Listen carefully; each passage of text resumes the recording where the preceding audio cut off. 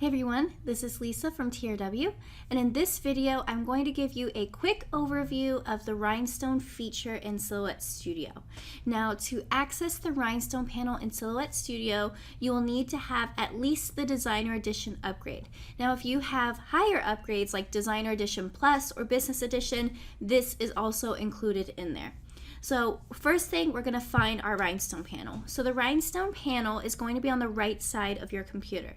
Depending on your screen resolution, it may be hidden at first. If you do not see your Rhinestone panel, which is this button right here towards the bottom, you may need to hit this little arrow, and that will open up additional buttons. So I'm going to go over to our Rhinestone panel, and you can see here are my different options here. I'll move it to the middle.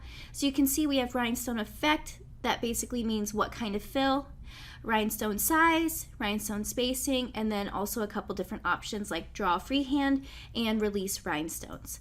So let's go over here, and I'm going to draw two shapes in here to show you the difference in the rhinestone fills and how they work. So I'm going to draw a circle and a rectangle, and let me go over and fill them in as well. So I'm going to make these black. So what we're working with now is we have two shapes in here that are filled in, and they have our lines around it. Now, the Rhinestone panel of Silhouette Studio will always recognize while you have it converted over that these are the original shapes. So that works to our benefit as we continue on through here. So our first option is none.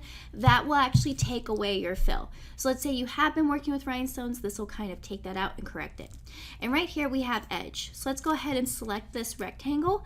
And what this will do is it will take the line around our shape or the edge of our design and convert that over to rhinestones. So let's click right here.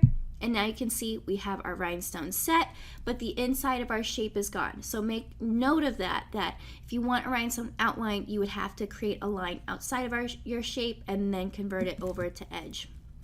Now, one thing you'll notice is that these rhinestones are going to default to an SS10 rhinestone. So you can see right here under your totals, you'll see there are 72 SS10 rhinestones in this design.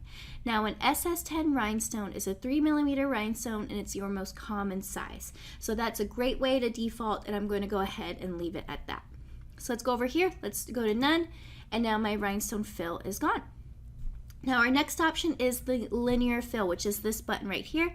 That is going to fill in your shape in a grid pattern. So it's great for things with sharp lines or sharp corners, something like this. So you can see we have that nice little rectangle look in there. Looks pretty good.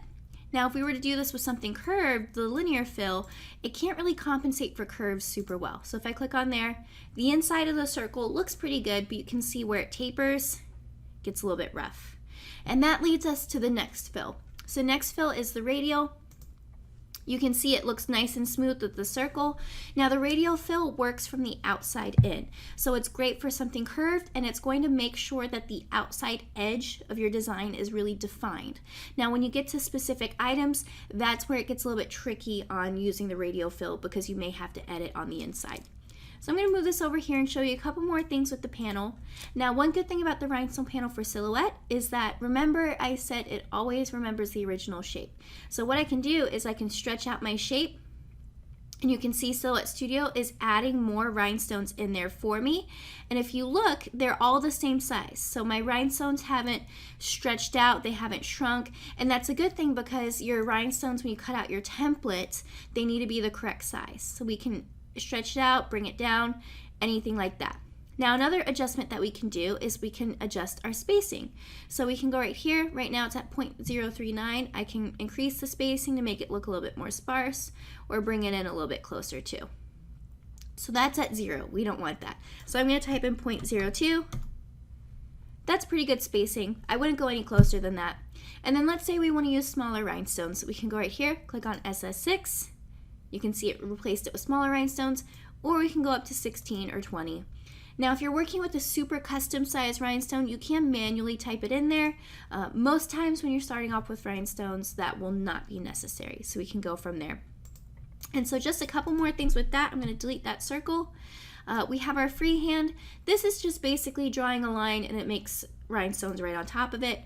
Most of the time you don't use it, but you can see I can draw it. And one benefit is if you are drawing, because it's all one line, The line is going to compensate for your rhinestones. So if I cross the line in there before, I won't have any overlapping stones, which is really nice. Let's go ahead and delete that. And then the last thing is release rhinestones. So a lot of times when you convert something over to rhinestones, you will need to edit it, move some rhinestones around. We can hit release rhinestones, and basically we're doing a big ungroup. So let's go over to release rhinestones. You can see now each rhinestone now has its own square around it. You can move them individually, and so now I can move that, delete some stones if I want to. So that's a basic overview of the Rhinestone panel. Be sure to check out our website for our Rhinestones Made Easy book, or we also have more videos and webinars where we do some in-depth designing with the Rhinestone panel. So if you have any questions, you can comment below, and don't forget to like and subscribe.